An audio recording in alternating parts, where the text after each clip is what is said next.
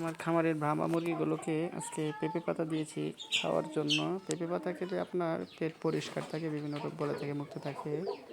তো আমি তাদেরকে এই জন্য পেঁপে পাতা দিয়েছি খাবারের জন্য। পেঁপে পাতা অনেক উপকারী, বিভিন্ন সমস্যা, বদহজম, এছাড়া বিভিন্ন পায়খানার সমস্যা দূর করে পেঁপে পাতা।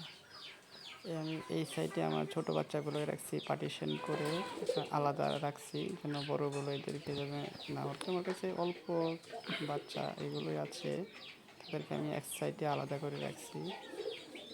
এই বাচ্চাগুলোর বয়স হচ্ছে আপনার 2 মাসের উপর হয়েছে, এখানে 1.5 মাসেরও বাচ্চা আছে। আর এখানে বোর্ডিংয়ে আপনার ছোট বাচ্চা আমি রেখেছি, এগুলো হচ্ছে দেশি বাচ্চা। 2-4টা আপনার ব্রাহ্মার বাচ্চা আছে।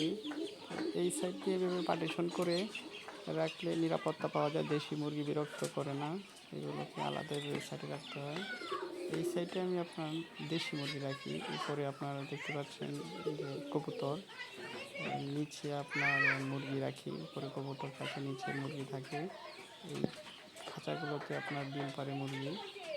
তো এখানে আপনার এভাবে আমি রাখছি যেন এইভাবে আলাদা আলাদাভাবে থাকতে পারে।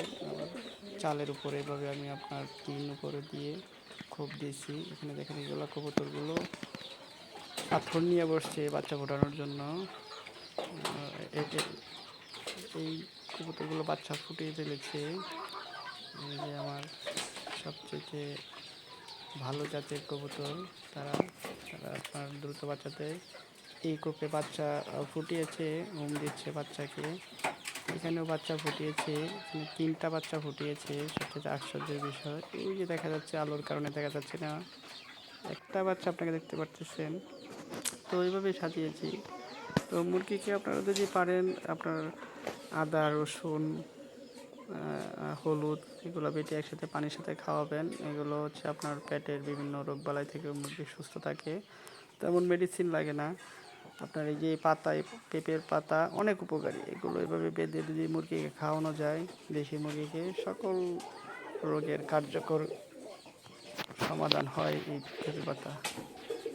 তো আমার ব্রাহ্মাগুলো এভাবে খায়, এভাবে দিলে ব্রাহ্মাগুলো আপনার তেমন, এগুলো হচ্ছে আপনার একটা আশ্চর্য বিষয়, দেশি মুরগির মতো এই ব্রাহ্মাগুলো আমার এখানে এখন পর্যন্ত কোনো রোগে আক্রান্ত হয় নাই। শীতে হালকা একটু ঠান্ডা লেগেছিল, তো আমি ওষুধ দিয়েছি, আপনার সেরে গেছে। তারা এখন এতটুকু বড় হয়েছে, এগুলো আরও অনেক বড় হবে।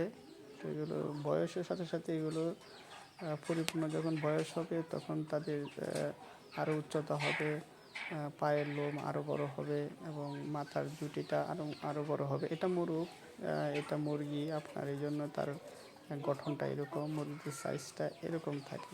তো আপনারা চাইলে এভাবে একটি খামার করতে পারেন, অনেক ভালো। তখন